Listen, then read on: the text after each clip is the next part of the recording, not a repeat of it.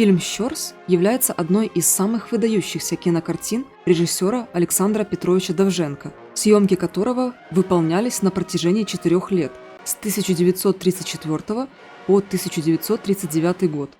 Сюжет фильма сосредоточен на деятельности красного командира, революционера Николая Александровича Щорси в период гражданской войны на территории Украины.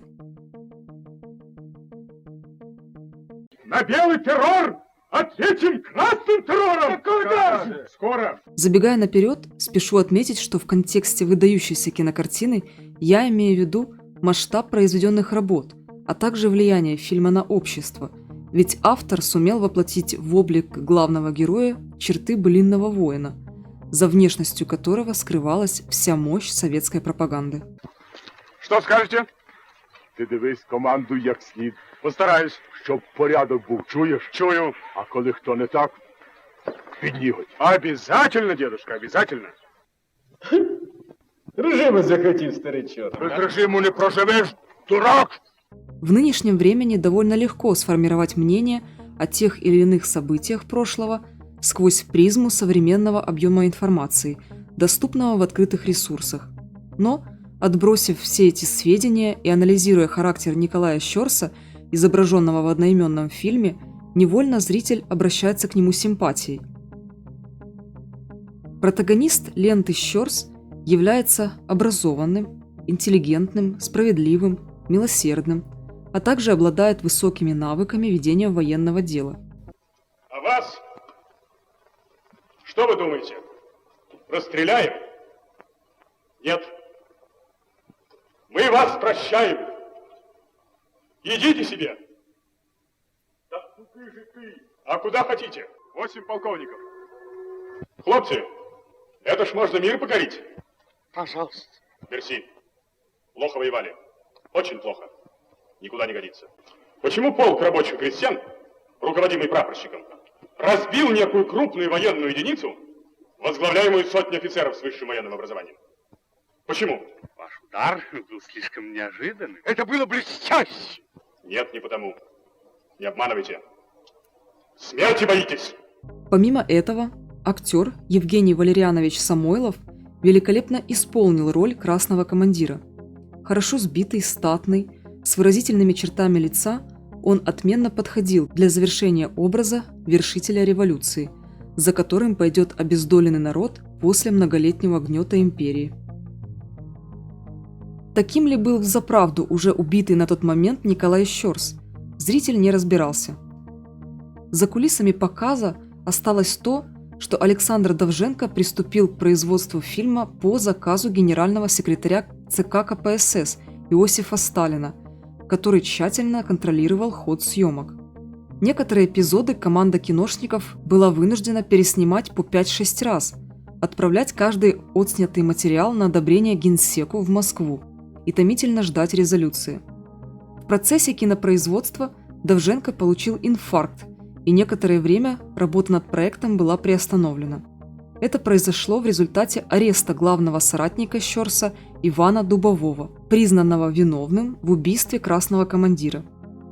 Данное событие имело место быть аккурат в промежуток времени производимых съемок, когда сцена с героем, исполняющего роль Дубового, должна была завершать фильм в моменте героической смерти Щорса на руках своего побратима. В связи с этим сценарий был экстренно переписан. Действия режиссера все время находились под надзором сотрудника НКВД, и Довженко оказался в еще более шатком положении, нежели был до этого, учитывая определенные события из его биографии. Грубые, но правильно расставленные акценты в киноленте относительно антагонистов в итоге дают зрителю понятие о том, куда надо смотреть и кому верить. Белогвардейцы изображены поглощенными собственным тщеславием и полностью безразличными к народным страданиям. Мы делегат! С момента появления на этом пороге вы арестанты и будете расстреляны через 5 минут. Теперь говорите, что вы имели сказать. Мы? Кто мы? Веренные вам революционные полки Германии узнали От кого? от украинских большевиков о революции в Германии. Ну?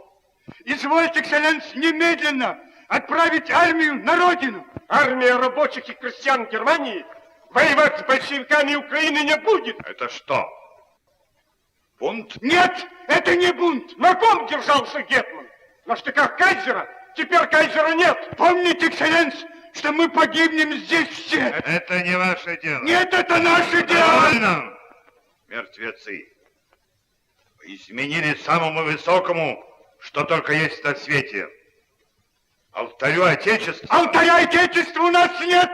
Алтарь Отечества завален нашими трупами и залит нашей кровью. Замолчать! Взять их!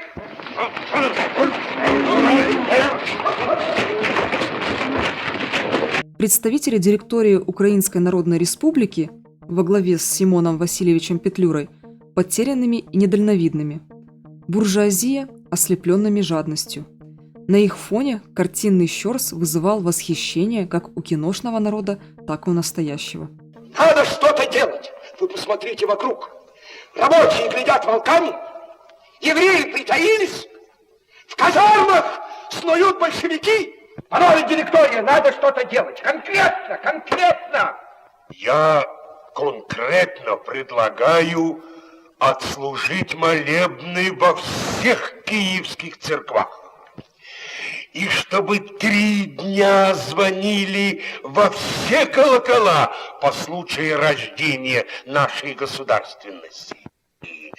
И чтобы весь народ ходил без шапок и радовался, а кругом боу, боу, боу. И даже евреи без шапок. Кинолента же окончилась на многозначительном моменте, запечатлевшей стоящего у окна Щорса и говорящего пламенные речи своим бравым соратникам. А действительность зрителя, ослепленного пламенем свечи, продолжилась многолетним террором, голодом, войной и множеством сломанных судеб и смертей. После показа Щорса Александр Довженко был награжден высочайшим знаком отличия – Сталинской премией первой степени. Фильм получил высокие оценки критиков, а Генсек остался очень доволен премьерой, наряду с уже полюбившимся ему фильмом Довженко под названием «Чапаев». Интересным фактом является то, что съемки Щорса проходили практически полностью на территории Украины. Натурные съемки села и природы производились в Харьковской и Киевской областях.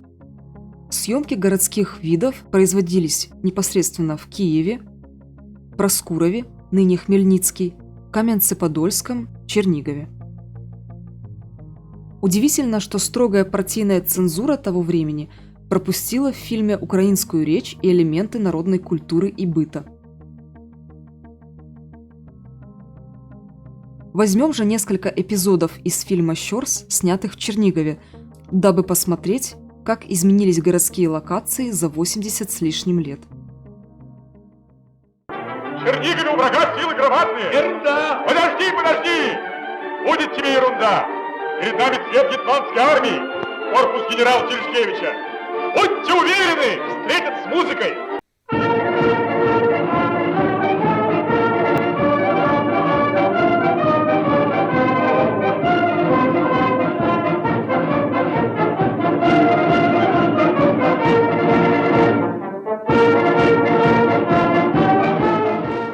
Эти кадры засняты в исторической местности Чернигова под названием Немецкая Слобода. Так она была названа из-за размещенных здесь еще при Петре I шведских военнопленных.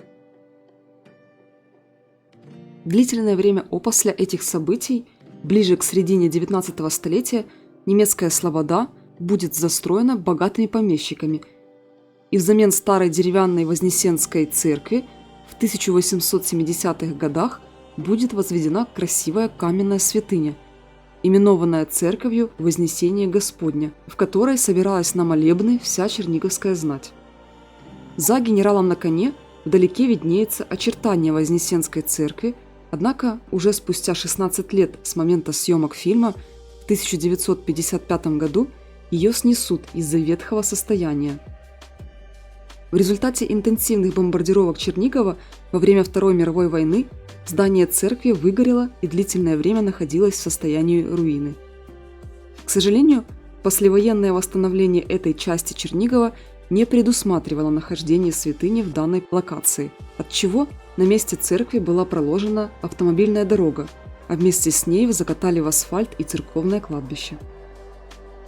Ныне соединение бывших улиц Московской, Петербургской и Смоленской ничем не примечательный городской перекресток современных Шевченко и Защитников Чернигова, где снуют машины и передвигаются пешеходы, а под землей скрывается забытое прошлое.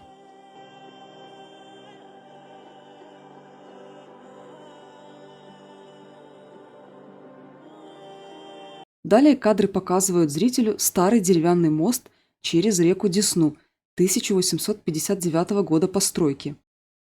Давай, самобытный! Обрасходьтесь по домам, чёртовой матери! Из Википедии мне удалось найти интересную информацию об истории этого места. До реставрации современного моста за переездом в сторону села Каличевка у обочины стоял старый неприметный памятный знак, установленный здесь в конце 40-х годов.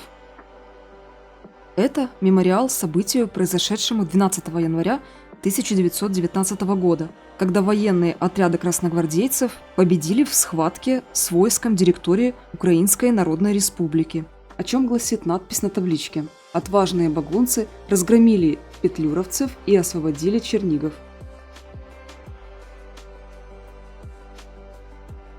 Однако утверждать, где конкретно это случилось, ныне довольно сложно.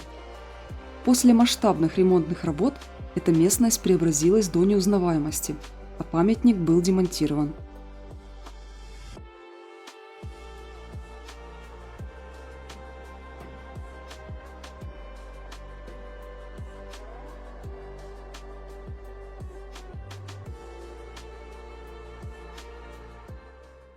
Еще мне встретилась информация о том, что сцены, снятые на фоне железнодорожных составов, также происходили в Чернигове.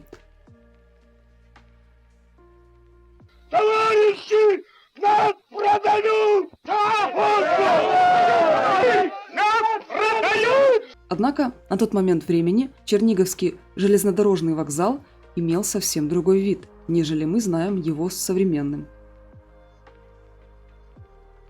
После завершения строительства железнодорожного моста через реку Десну на месте нынешнего вокзала возвели здание новой станции, а старую, что находилась около актуального автомобильного моста, закрыли.